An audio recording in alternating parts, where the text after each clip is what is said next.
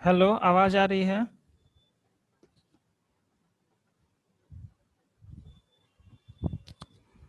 Hello, आवाज आ रही है? Yes sir. ओके, ठीक है। थोड़ा सा लेट हो गया, सुबह से ही प्रॉब्लम था नेट में, अभी जाकर ठीक हुआ। देख रहे तो पहले वाले क्लास में भी चल रहा था, बंद हो रहा था, चल रहा था, बंद हो रहा था।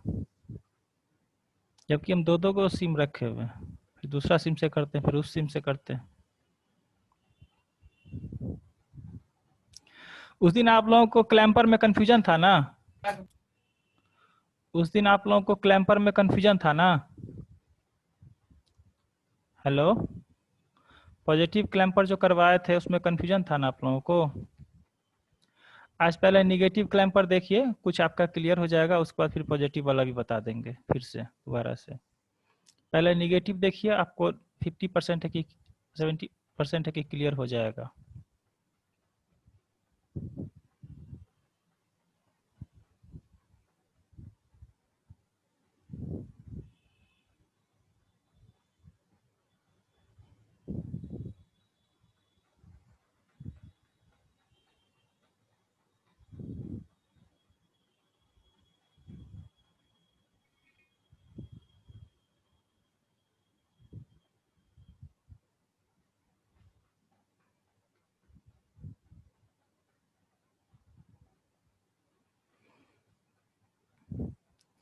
तो चलिए आज हम लोग शुरू करते हैं निगेटिव क्लैंपर। उस दिन पढ़े थे पॉजिटिव क्लैंपर, कुछ आप लोगों को कन्फ्यूजन रह गया था। अभी निगेटिव क्लैंपर करेंगे, उसमें तो आपका 50% कन्फ्यूजन दूर हो जाएगा। फिर उसके बाद फिर पॉजिटिव क्लैंपर को फिर से रिवाइज कर लेंगे, ठीक है? थोड़ा सा कॉम्प्लेक्स इसको समझना। देखिए, इसका इसका आउटपुट तो कोई भी लिख देगा, V not equal to V I plus V M आता है, और वी एम से ये जो इनपुट होता है वो शिफ्ट हो जाता है, ठीक है? ये आउटपुट, लेकिन ये आउटपुट आया कैसे, इसी को हम लोगों को समझना है। उसको समझने के लिए हम क्या बताए थे कि जो लोड का क्या कहते हैं रेसिस्टेंस रखते हैं, वो हम लोग हाई रखते हैं, और R L into C time constant का value much much greater than time period रखते हैं। R L C much much greater than time period. उसी कंडीशन का खेल है यहाँ पे कि ये हमारा output V not equal to V I plus V M आ जाता है। आज चलिए फिर से समझते हैं इस बात को कि कैसे एक बार कैपेसिटर चार्ज होता है और फिर चार्ज होने के बाद वो डिस्चार्ज। इसमें मेन कॉन्सेप्ट यही है कि एक बार कैपेसिटर चार्ज जब हो जाता है तो फिर वो डिस्चार्ज नहीं हो पाता है। डिस्चार्ज नहीं हो पाता है क्योंकि जो आरएल का वैल्यू हम हाई चूज करते हैं, तो उसके बाद चार्ज होने के टाइम में टाइम कांस्टेंट जीरो रहता है, और डिस्चार्ज होने के टाइम टाइम में टाइम कांस्टेंट बहुत हाई हो जाता है, और वो क्या कहते हैं इनपुट से ज़्यादा वैल्यू अटेंड नहीं कर पाता है, और क्या कहते हैं वो फिर डिस्चार्ज ही नहीं हो पाता है। जो डिस्चार्ज नहीं हो पाने के चलते ही हमारा output V I plus V M आता है। अभी उस चीज़ को समझेंगे, ठीक है? पहले हल्का आपको हिंट दे दिए हैं कि एक बार कैपेसिटर चार्ज हो जाता है, और ये जो हम आर एल चूज करते हैं, जो कंडीशन बताए थे are L C much much greater than time, तो ये आर एल सी फिर जब डिस्चार्ज होने का टाइम आता है तो ये R L C high time constant इसको कैपेसिटर को डिस्चार्ज ही नहीं होने देता है। बस यही इसका मेन कॉन्सेप्ट है। तो इसी कॉन्सेप्ट को फिर से समझते हैं। तो चलिए, निगेटिव क्लैंपर का डायग्राम आपका ये हो गया। इसमें यहाँ पे कैप्चर लगा हुआ है सी, और क्या कहते हैं यहाँ पे ये डायोड लगा हुआ उल्टा। पॉजिटिव क्लैंपर में इधर लगा हुआ था, इधर पी है, इधर एन है। डायोड में इधर कौन सा टर्मिनल होता है, पी होता है, इधर एन होता है। तो ये हमारा पॉजिटिव क्लैंपर का डायग्राम था। ये पुराना डायग्राम है पॉजिटिव क्लैंपर का, जिसमें हमारा आउटपुट क्या आया था, V I plus V M. अब निगेटिव क्लैंपर देखते हैं।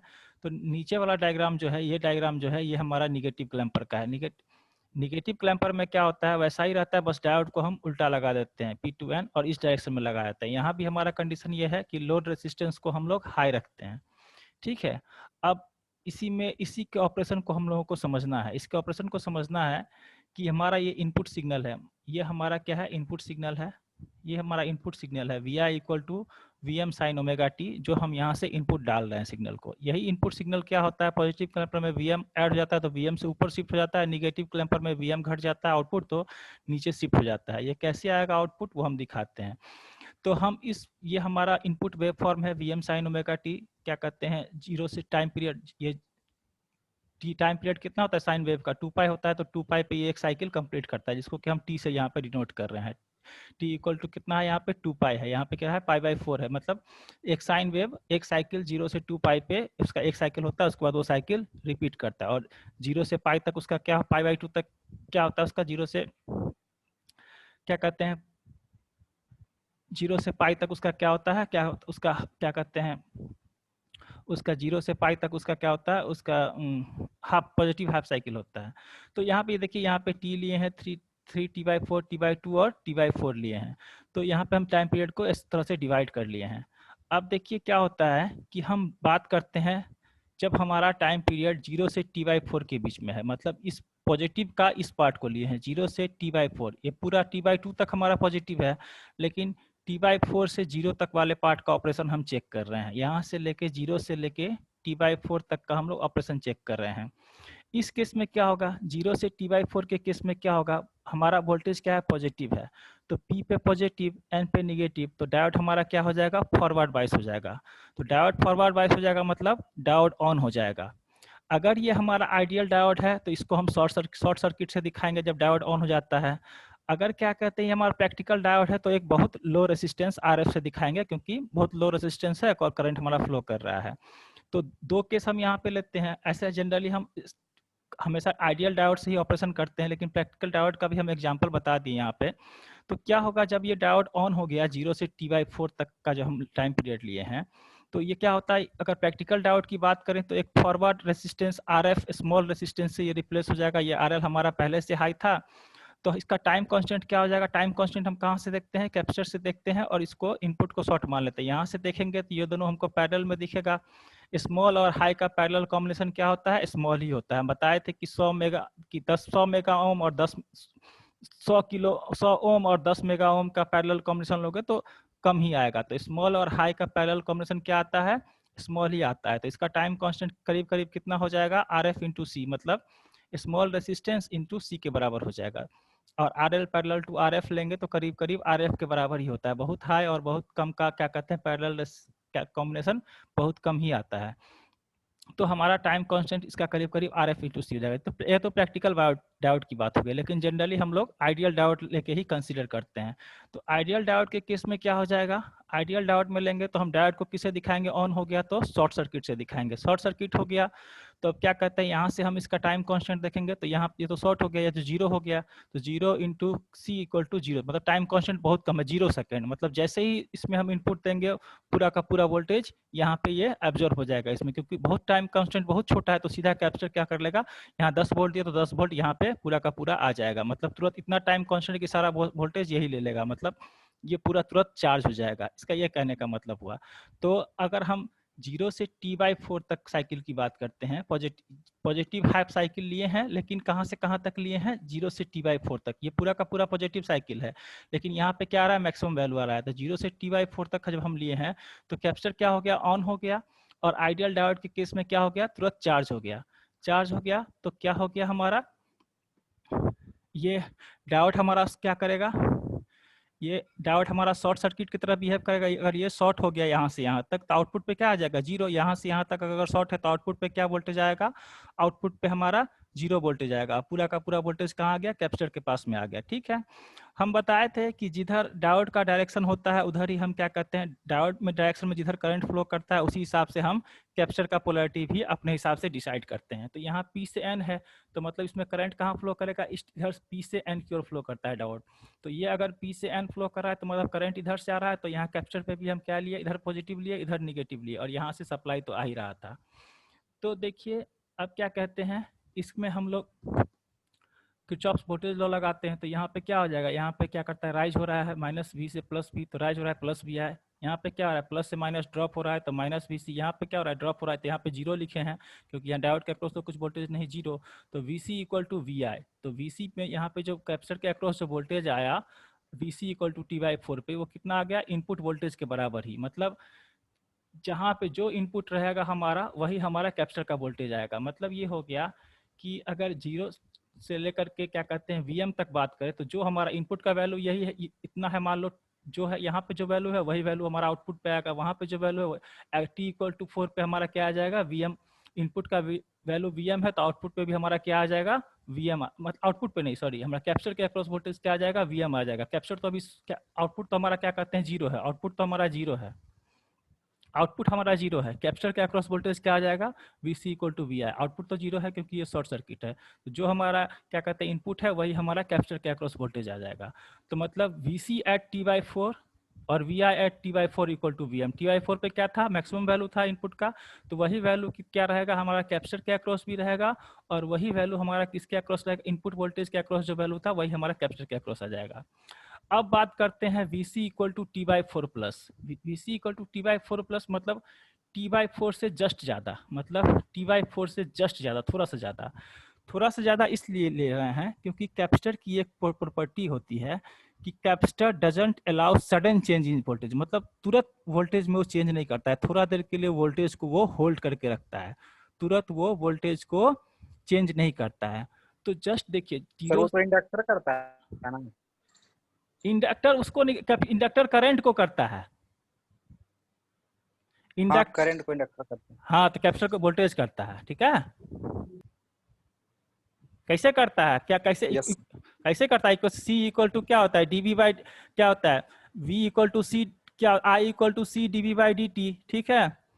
आई इक्वल टू द सी, अगर टी अटेंस टू क्या हो जाएगा जीरो, तो क्या हो जाएगा टी अटेंस टू जीरो हो जाएगा, तो क्या हो जाएगा आई हमारा क्या हो जाएगा इनफाइनाइट हो जाएगा। मतलब उसी तरह से करता है, उस क्वेश्चन से देखोगे तो कैपेसिटर, बस इतना याद रखो कैपेसिटर सडन चेंज, तो टी बाई फोर से जस्ट आ गया है, टी बाई फोर से जस्ट आ गया, टी बाई फोर प्लस लिए, टी बाई फोर प्लस, अब वी एम से जस्ट आगे आएंगे तो वी आई तो हमारा कम ही होगा ना, अब यहाँ पे वी एम मैक्सिमम पहुंच गया तो वी आई तो कुछ कम ही होगा, इनपुट वोल्टेज की बात कर रहे हैं तो just T by four plus पे क्या होगा, इनपुट वोल्टेज कुछ कम होगा, लेकिन कैपेसिटर के अक्रॉस वोल्टेज क्या रहेगा, वही रहेगा जो हमारा पहले था, जो हमारा पहले था वही रहेगा, क्योंकि कैपेसिटर क्या करता है sudden change in voltage allow नहीं करता है। तो चलिए उस चीज को हम यहाँ पे देखते हैं, उस चीज को देखते हैं कि V C T by four plus पे लेंगे कैपेसिटर के अक्रॉस वोल्टेज, तो वो क्या रहेगा, जो टी वाई फोर पे था वही रहेगा, लेकिन इनपुट जो टी वाई फोर प्लस पे था तो वो भी उतना ही रहेगा, नहीं इनपुट तो कम हो जाएगा, इनपुट उसके बराबर नहीं होगा, क्योंकि इनपुट देखो हमारा इनपुट टी वाई फोर पे वीएम था, टी वाई फोर से थोड़ा सा आगे आएंगे तो वीएम से घटेगा ही ना, यहाँ से फिर घटना शुरू हो रहा है, वीएम मैक्सिमम पहुंचा वहां से फिर कुछ ना कुछ घटेगा ही ना, तो इनपुट वोल्टेज तो घट रहा है, लेकिन कैपेसिटर क्या है just T by four plus पे उतना का उतना वोल्टेज को रखा ही हुआ है। तो उसी तरह से हम इसको एनालाइज करते हैं, यही इसका मेन फंडा है कैपेसिटर का और टाइम कॉन्स्टेंट का, जो कि हमारा ये क्लैम्पर सर्किट यूज होता है। तो just V I T by four plus पे क्या है, इनपुट हमारा उसके बराबर नहीं, इनपुट क्या होगा उससे कुछ ना कुछ कम ही होगा। तो अब मान लेते हैं वीएम हमारा 10 वोल्ट था, मान लो मैक्सिमम वैल्यू 10 वोल्ट था, तो इनपुट हमारा टी वाई फोर प्लस पे क्या हो जाएगा, उससे थोड़ा सा कम होगा, तो मान ले हम लेते हैं 9.9 वोल्ट आया। अब हम मान लेते हैं कि उससे थोड़ा सा कम आया टी वाई फोर प्लस पे, तो क्या आ गया 9.9 वोल्ट आ गया, ठीक है। तो जब इसका वैल्यू 9.9 वोल्ट आ गया, तो अब हम इस इक्वेशन को फिर से एक बार केवीएल लगा के लिखते हैं, तो यहाँ पे क्या करते हैं, यहाँ पे वीडी होगा, यहाँ पे अब वीडी क्या है, वीडी और वी नोट सेम ही है, वी नोट हमारा आउटपुट जीरो आ रहा था, तो यहाँ पे हम इस इक्वेशन को फिर से एक बार लिखते हैं कि V I minus V C minus V D equal to zero, इसको वी डी लिख दिए, तो वी डी तो हमारा पहले से ही जीरो था, डायोड के अक्रॉस कैपेसिटर जीरो था, और क्या कहते हैं आउटपुट पे भी हमारा जीरो ही था, तो ये हमारा इक्वेशन क्या बन गया, अगर हम वी डी के फॉर्म में इक्वेशन लिखे तो वी डी इक्वल टू हमारा इक्वेशन बन गया V I minus V C. V I minus V C क्या हो गया, वी सी हमारा क्या था वी एम के बराबर था टी वाई फोर पे, टी वाई फोर प्लस पे क्या था, टी वाई फोर प्लस पे भी क्या था हमारा, क्या कहते हैं टी वाई फोर पे हमारा क्या था, हमारा जो वीसी था वो वीएम के बराबर, तो क्या इक्वेशन आ जाएगा V D equal to V I minus V M. अगर टी वाई फोर प्लस पे हम बात करते हैं तो हमारे पास क्या आ जाएगा V D equal to V I, तो हमारा कम हो गया थोड़ा सा 9.9 आ गया, और वी एम कितना रहा 10 का, वी सी कितना रहा 10 का 10 ही रहा, तुरंत ये तो चेंज नहीं होगा, तो 9.9 माइनस 10 तो माइनस 0.1। तो just T by four plus पे अगर हम बात करते हैं, just T by four plus पे बात करते हैं, तो हमारा क्या हो गया, डायोड के अक्रॉस वोल्टेज क्या आ गया माइनस 0.1 वोल्ट।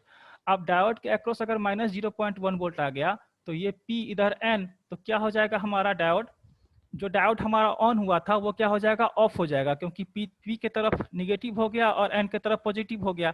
तो just T by four plus पे, just T by four plus पे हमारा डायोड क्या हो गया ऑफ हो गया, just T by four plus पे डायोड हमारा क्या हो गया ऑफ हो गया, ठीक है। अब देखो यही जो हमारा डायोड ऑफ हो गया ये अब ऑन नहीं हो पाएगा, ऑन नहीं हो पाएगा क्यों, क्योंकि आरएल का अब ऑन नहीं हो पाएगा, वो हम देखते हैं आगे। तो यहाँ पे हम देखें कि just T by four plus पे हमारा वी आई 9.9 वोल्ट था मान लो, तो हमारा क्या हो गया डायोड हमारा ऑफ हो गया, ठीक है। तो देखो मतलब 0 से T/4 तक डायोड हमारा ऑन रहा, उसके बाद क्या हो गया, डायोड हमारा ऑफ हो गया। तो डायोड ऑफ हो गया तो इसको हम लोग ओपन सर्किट से दिखाते हैं आइडियल डायोड के केस में, या तो बहुत ज़्यादा हाई रेसिस्टेंस से दिखाते हैं, लेकिन आइडियल डायोड को लेकर चल रहे हैं। तो डायोड जब हमारा ऑफ हो गया जस्ट T/4 प्लस पे, तो उसको हम लोग ओपन सर्किट से अब दिखा रहे हैं। यहाँ पे RL हम क्या चूज किए हुए थे, RL तो पहले से हम हाई चूज किए हुए थे। ये क्लैम्पर सर्किट का स्पेशल स्पेसिफिकेशन है कि RL into C into much much greater than T. तो अब देखो, जब अब ये ओपन हो गया तो अब इसका हम टाइम कांस्टेंट देखते हैं, डिस्चार्जिंग टाइम कांस्टेंट देखते हैं। डिस्चार्जिंग टाइम कांस्टेंट किसके थ्रू डिस्चार्ज होगा, इस कैपेसिटर के थ्रू। ये तो हमारा ओपन हो गया। तो अब क्या कहते हैं, अब हमारा टाइम कांस्टेंट का वैल्यू क्या आएगा, तो RL इंटू सी, जो हमारा यहाँ पे क्या था, सी का जो वैल्यू था, यहाँ पे सी 10 वोल्ट हमारा स्टोर था, तो यहाँ पे RL इंटू सी आएगा। जेटी डिस्चार्जिंग टाइम कांस्टेंट क्या हो